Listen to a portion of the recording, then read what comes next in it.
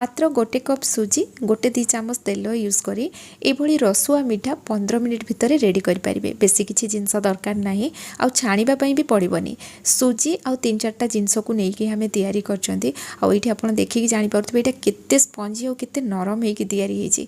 याको आपण पिठा किबा मिठा मध्ये कहि पारंती। आउ जेते बेले भी जदि आपण को मिठा खाया पई इच्छा हो ना याको ट्राई करंतु। इंस्टेंट तैयारी हबो। पार्टी रे पकेले जेमति मिले जिवो ना सेई टाइप रो ही तैयारी हेतला। आपण माने देखिकी भी जानि पारुथबे आगो को बहुत सारा पर्वपर्वाणी आसूची। जदि सहजरे किसी स्वादिष्ट बनैया चाहूँगी ताले रेसिपी निश्चय ट्राई करंतु। वीडियो को एंड जाए देखिए। वीडियो भल लगे लाइक करेंगे, शेयर करेंगे, चैनल नुआ थे सब्सक्राइब करने, फेसबुक पेज रे देखुले निश्चित भाव में फॉलो करनी। चलतु स्टार्ट करवा आज रेसिपी। यही मीठा तैयारी करने मु गोटे कप सुजी नेली। आ गोटे कप सुजी रे भी बहुत सारा मीठा तैयारी हम। एबे आमे से कप रे मापिकी 1/4 कप दही नहीं जावा। आ दही खट्टा नेबेनी, ये पूरा फ्रेश दही नेबे। एबे आमे इथिरे पानी दबा, याकू भल भाव में मिक्स करनबा। तो गोटे थर अधिक पानी देबेनी। मुझे कहबी आपको केती कौन पानी देबे। मुझे गोटे कप सुजी पे गोटे कप पानी नहीं बस सेतिकी पानी देबे। अधिक पानी करबानी। एठी याकू हमें बहलिया रखिबा। पानी को नख उषुम करके नबा जहाँ फल सुजीटा बहुत जल्दी बतुरी जीव। और अधिक गरम करके पानी देबेनी जेहेतु आम ए दही पकईचंती। सबु जिनस को एमती मिक्स करदेला परे ना याकू हमें कभर करनबा 3 ରୁ 4 मिनिट पाखापाखि। हेले सुजीटा बहुत बढ़िया से बतुरी जीव। सेतिकी भितर आम या सीराटा तैयारी करबा। तो सीरा पाई एपटे मु सस्पेन बसई नहीं। और जो कप्रे मु सुजी मापिक नहीं से गोटे कप चीनी नेली। जेतिकी चीनी नबा सेतिकी आमे पानी दबा। एबे आमे गैस रो फ्लेम हाई रखिकी याको आमे भल भाव फुटिया पाई छाड़िबा। तो एठी मु यार कलर पाई फूड कलर यूज करथिली। आपण एठी केसर यूज कर परिबे जा फल यार कलर बहुत बढ़िया आसीबो। ता सहित यार फ्लेवरटा मध्ये बहुत बढ़िया आसीबो। आ फूड कलरटा ऑप्शनल, एटा आपण चाहिए ऐड करिवे नहले स्किप करि परिबे।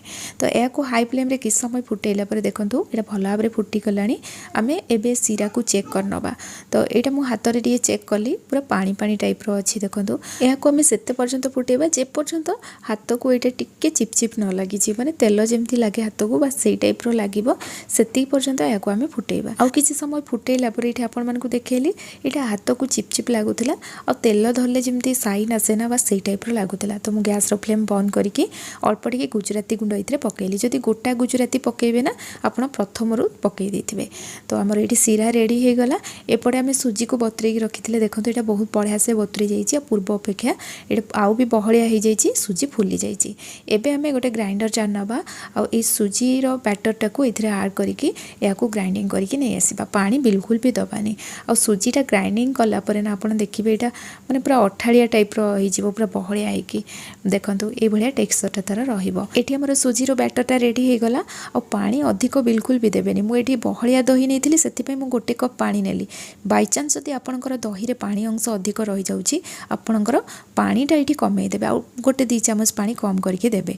बैटरटा जेमति एमति बहलिया रहिबो सेटा ध्यान रखिबे। ए सुजी बैटर को मु एमति गोटे जगह को बाहर कर नेली। यार फ्लेवर बहुत बढ़िया आसीबो। सेति मु गुजराती गुंड अल्प ऐड कली।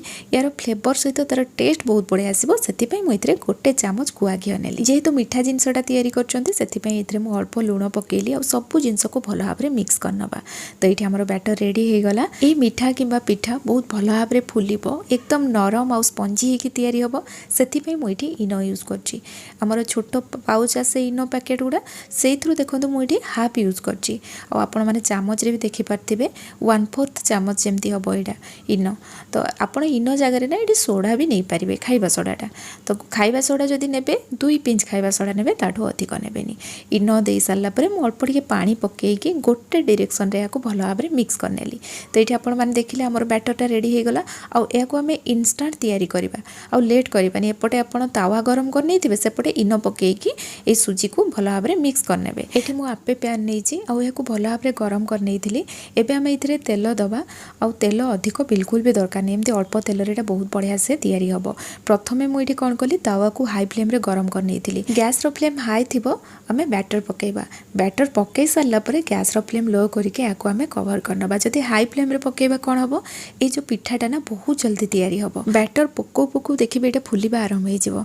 जस्ट 30-40 सेकेंड ही याको मु कवर करिछि। आ एठी देखि परथबे ऊपर पर्सनटा भलो से ड्राई भी हेनी। याको मु उल्टेई देली।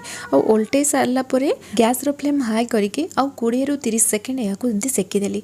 आ सेतिकी रे ही देखिबे ए पिठा पूरा रेडी हो जिवो। मैक्सिमम आपन को 1 मिनिट लागिबो ए पिठा तैयारी होबा पई, कारण छोट छोट पिठा तैयारी करछंती और बहुत जल्दी एटा तैयारी हुए जेहेतु हाई फ्लेम रे पकेले ना सांगे सांगे एटा तैयारी हबो और या को बेसी सेकिबानी आमे एमती हल्का टिके कलर आसीबो आमे बाहर करनबा पूरा हार्ड करिबा जाय सेकिबानी।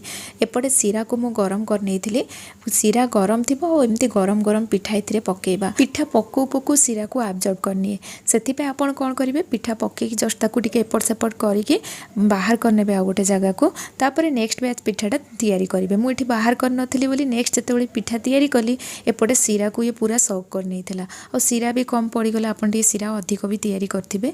तो एठी देखंतु सीरा पूरा कमी जाइथिला और ए ना पूरा रस पूरा भरी की रुहे पिठारे और बहुत ही जबरदस्त टेस्ट लागे। जदि आपण माने पाखरे आपे पैन नथिबो आपण कोन करिवे नॉर्मल पैन रे जेमते पिठा तावा हमर थाए से पिठा तावा रे एट ए टाइम 5-6टा लेखा पिठा पकेबे पूरा छोट छोट तैयारी करिवे जेमते मालपुआ तैयारी हुए ना से टाइप रो तैयारी हेबो से पुनी कम तेल रे। जदि सुजी रो बैटर आपण अधिक तैयारी करछंती गोटे थर रे सब बैटर रे इनोटा पकेई देबेनी बैटर टाको आपण डिवाइड कर देबे अल्प इनो पकेई कि गोटे थर तैयारी कर सारला परे आ गोटे थर पुणी इनो पकेइबे ताकू तैयारी करिवे। बैटर रे इनो पकेई कि बहुत समय रखी देले सेटा फुलिबोनी सेति पई आपण अल्प अल्प करिके तैयारी करिवे।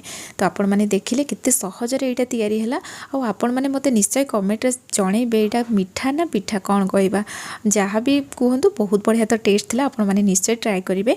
और आज रेसिपी जदि पसंद आस्तिबो ना वीडियो को निश्चय लाइक करिके जिवे पुणी आसीबी नवा रेसिपी नै कि सेति पर्यंत रहूची धन्यवाद।